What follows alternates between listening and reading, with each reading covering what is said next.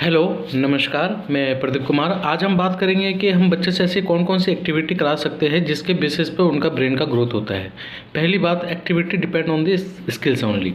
Skills क्या होते हैं? हमारे बहुत सारे स्किल्स होते हैं जिस बेसिस पे हम बच्चों का मेंटल ग्रोथ करते हैं या ब्रेन को इम्प्रूव करते हैं, ब्रेन एक्टिविटी को इम्प्रूव करते हैं। अब समझने वाली बात ये है कि कौन कौन से ऐसी स्किल्स है जिस बेसिस पे काम करना चाहिए हमें as a therapist, as a teacher, as a special educator, as a speech therapist. बहुत सारे ऐसे स्किल्स हैं जिस बेसिस पे हमें समझना पड़ेगा कि बच्चा जब भी कुछ कर सकता है जब ये सारे स्किल्स इसके अच्छे से कंप्लीट हो रहे हो, सारे स्किल्स अच्छे से ग्रो कर रहे हो। पहली बात, जैसे हम कहते हैं visual perceptual skill, auditory perceptual skills, linguistic skills, problem solving skills, आपके कॉपिंग स्किल्स, आपके मेटाकॉग्निटिव स्किल्स, आपके auditory perceptual skills, judgment, creativity, imagination, आपके लिंग्विस्टिक स्किल्स, आपके रीडिंग राइटिंग स्किल्स। तो ऐसे बहुत सारे स्किल्स होते हैं जिस बेसिस पे ग्रो करता है बच्चा। अब इन सब में भी काफ़ी सारे कंपोनेंट होते हैं जिस बेसिस पे हमें काम करने की ज़रूरत पड़ती है। अगर इन चीज़ों पे काम नहीं होता, ना ही उसका स्पीच डेवलप होगा, ना ही उसका एजुकेशन डेवलप होगा, ना ही उसका जो भी डेली रूटीन की एक्टिविटी है वो कर पाएगा। तो ये सारे स्किल्स को लेकर जब हम चलते हैं तो बच्चा ग्रो करता है, काफ़ी अच्छा ग्रो करता है। अब डिपेंड ये करता है कि हम इस स्किल्स के ऊपर काम कैसे करते हैं। हम स्किल्स के ऊपर काम करते हैं लेवल बाय लेवल, ठीक है। बच्चे का लेवल देखना पड़ता है कि किस लेवल पे है बच्चा, और ये इस लेवल पे रहने के बावजूद वो कहाँ ग्रो कर रहा है, वो किस लेवल पे जाके रुक रहा है, कहाँ से वो ग्रो करेगा, वो एक लेवल असेस करते हैं। असेस करने के बाद हमें पता लगता है कि हाँ बच्चा कैसे ग्रो करेगा।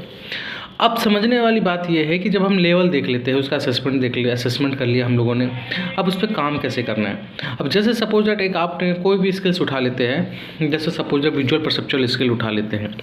इसमें क्या होता है कि बच्चा किसी भी चीज़ को देख के समझता है। अगर वो अंडरस्टैंडिंग नहीं लगाता तो आपको विजुअल परसेप्चुअल स्किल पर काम करने की ज़रूरत है।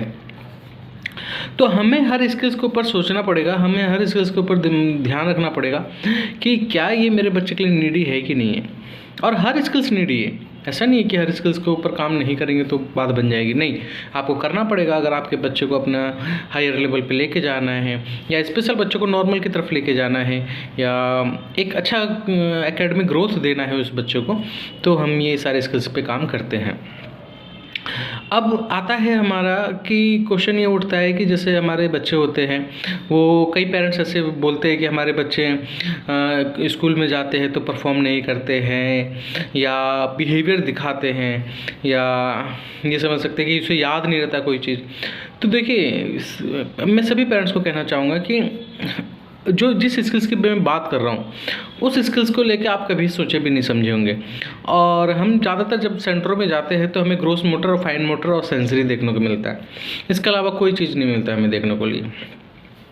तो ध्यान रखिए कि अगर आपके बच्चे के अंदर बिहेवियर डेवलप हो रहा है, अगर आपके बच्चे के अंदर कोई प्रॉब्लम डेवलप हो रहा है, या कोई भी ऐसा सिचुएशन डेवलप हो रहा है उसके अंदर, या कोई भी इशू डेवलप हो रहा है, तो कहीं ना कहीं ये सारे स्किल्स उसके लैक कर रहे होंगे। बच्चा रीजनिंग नहीं कर पाता, बच्चा लॉजिक नहीं लगा पाता, बच्चा एफर्ट नहीं लगा पाता, बच्चा इमेजिनेशन नहीं करता, थॉट नहीं है बच्चे के अंदर, वो सोच नहीं पाता ज़्यादातर। तो ये सब सारी चीज़ों पे काम करने की ज़रूरत पड़ती है। अदरवाइज ना ही वो स्पीच करेगा, ना ही एजुकेशन करेगा, ना ही वो अपने ओटी का पार्ट करेगा। तो इन सब चीज़ों के ऊपर ध्यान रखिए, और छोटी छोटी चीज़ों के ऊपर अगर नोटिस करेंगे, बारीकी से अगर समझने की कोशिश करें तो ही काम हो पाएगा। और ऐसा नहीं कि ग्रोस मोटर, फाइन मोटर और सेंसरी करने से ही उसका ब्रेन डेवलप हो जाएगा। ये सारी चीज़ों के ऊपर काम करना पड़ेगा। आप काम कीजिए और अपने बच्चे का अच्छा ग्रोथ कीजिए। थैंक यू सो मच, धन्यवाद।